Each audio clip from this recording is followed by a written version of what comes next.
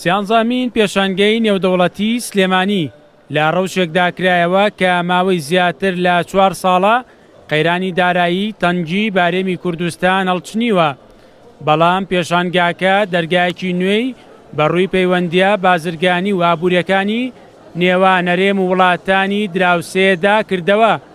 لە ماوەی 6 ڕۆژی پێشانگاکەدا بەدایان کۆمپانیای بیانی بەشدار بوو ئامادەی خۆیان نیشان داوە بە قەبارەیەکی گەورە سەرمایەکانیان لە هەرێمی کوردستان و شاری سلێمانی بخەنەگەڕ. لە دوایین ڕۆژی پێشانگاکەشدا ژووری بازرگانی و پیشەسازی سلێمانی سەرکەوتنی کارەکانی پێشانگاکەیان ڕاگەیاند.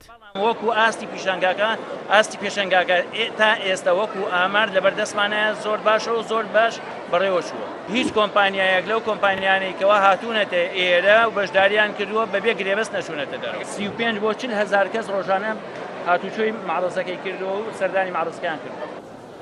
کۆمپانیا بەشدار بووە ناودارەکانی هەرێمی کوردستان بە گرنگیەوە باس لە ئامانجەکانی پێشانگاکە دەکەن بۆ بەگەڕخستنەوەی جموجوڵە بازرگانی و پیشەسازیەکانی نێوان هەرێمی کوردستان و وڵاتانی دراوسێ.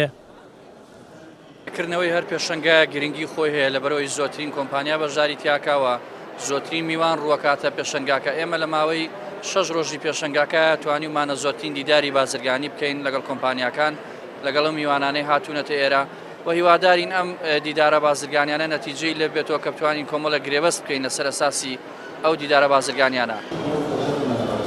پێشەنگەی نێودەوڵەتی سلێمانی ماوەی 6 ڕۆژ لە ناوچەی تاسڵوجەی شاری سلێمانی بەردەوام بوو. زیاتر لە 180 کۆمپانیای ناوخۆیی و بیانی بەشداریان تێدا کرد و بازاران کاڵا و شتومەکی نوێی تێدا نمایشکرا. ئەمەش وای کرد سەرنجی ژمارەیەکی زۆر لە وڵاتیانی سلێمانی و شارەکانی تری هەرێمی کوردستان بەلای خۆی داڕابکێشێت و سەردانی پێشانگاکە بکەن. مەریوان ئەبڵا، کورسات نیوز، سلێمانی.